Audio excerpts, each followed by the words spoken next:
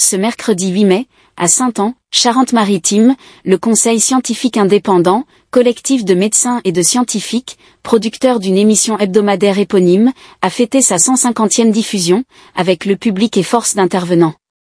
Comme l'année passée, 1500 personnes se sont déplacées de toute la France pour assister à cette journée de table ronde avec une trentaine d'intervenants, dont l'invité le professeur Christian Perron, une journée principalement axée sur la mise à jour de la situation politique, économique et sanitaire, entre autres, en France. Les dangers sociétaux qu'apporte le développement de l'intelligence artificielle, ou encore les politiques en matière d'éducation publique y ont été abordés, des discussions riches et profondes sur des sujets parfois abandonnés au quotidien, à la fois par les médias traditionnels, comme par les gouvernements. À l'image de la première édition, cet événement fut un véritable laboratoire d'idées, où le public et les intervenants sont venus pour penser le monde de demain, voire se prémunir des affres des crises à venir. Les intervenants ont pu aussi longuement échanger sur un sujet, tout droit entré dans le paysage médiatique cette dernière année, à savoir les effets secondaires de la vaccination anti-Covid.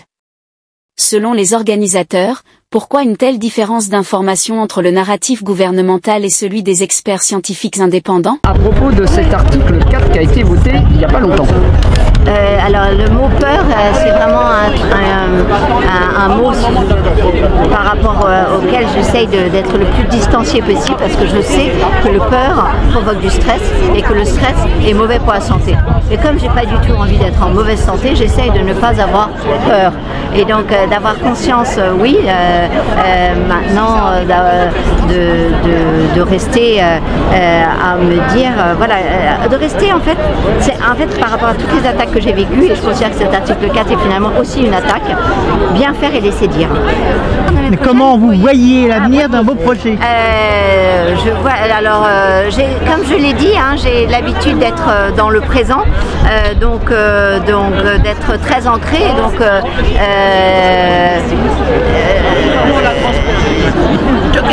je vais continuer à faire de la recherche. Je vais continuer, voilà, je vais continuer. Donc chercher, ça veut dire effectivement, ça présuppose qu'on a toujours un peu une longueur d'avance par rapport à ce qui sort dans la société, parce qu'effectivement, c'est pas rendu public, mais à la fois pour nous, on le vit comme étant au présent. Pour clôturer cet événement, l'intervention du professeur Didier Raoult est intervenue en vidéo sur le problème de l'ensemble des règles de conduite des professionnels de santé vis-à-vis de leurs patients. L'éthique médicale, nécessairement complexe, participe à la fois de la déontologie, ensemble des règles internes à une profession, de la morale et de la science. Comme pour le 100e Conseil scientifique indépendant, cette fois c'était le 150e, et comme l'année dernière, nous avons connu un beau succès, puisque c'est encore plus de 1500 personnes qui sont venues assister à cet événement, soit la salle pleine du Vegas, plus si on rajoute la centaine de bénévoles de notre collectif qui étaient présents, nous étions 1600 personnes dans cette prestigieuse enceinte pour accueillir des intervenants de très très grande qualité. Alors en fait, on a voulu, par rapport à l'année dernière, d'une part faire venir de nouveaux intervenants et d'autre part faire des tables rondes nouvelles sur des sujets nouveaux. Je vais vous en donner deux. On a parlé d'un sujet qu'on n'avait pas évoqué l'année dernière, qui est l'éducation à la sexualité à l'école.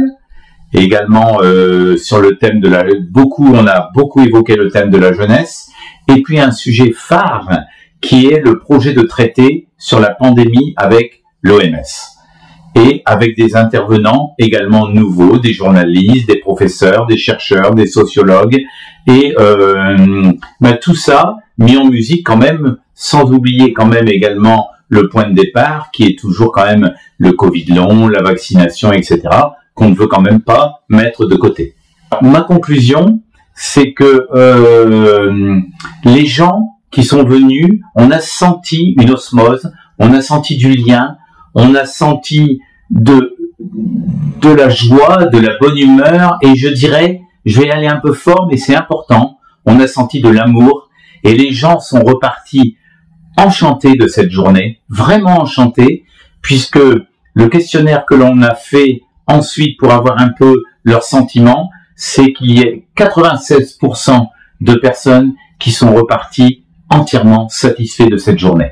avez-vous un projet pour le 200e? Il est un peu tôt pour en parler, mais parce que le Conseil scientifique indépendant va peut-être, il y a des réflexions en cours qui va peut-être évoluer sur peut-être un autre nom, peut-être sur quelques autres thèmes nouveaux également, mais je pense que nous serons à nouveau sollicités pour faire un événement dans un an, qu'il s'appelle Conseil scientifique indépendant ou autre chose,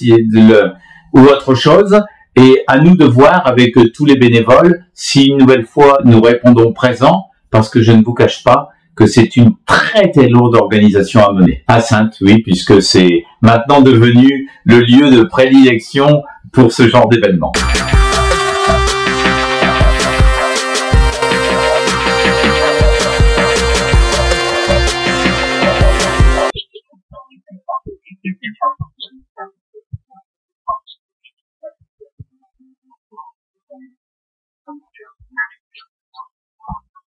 Thank you.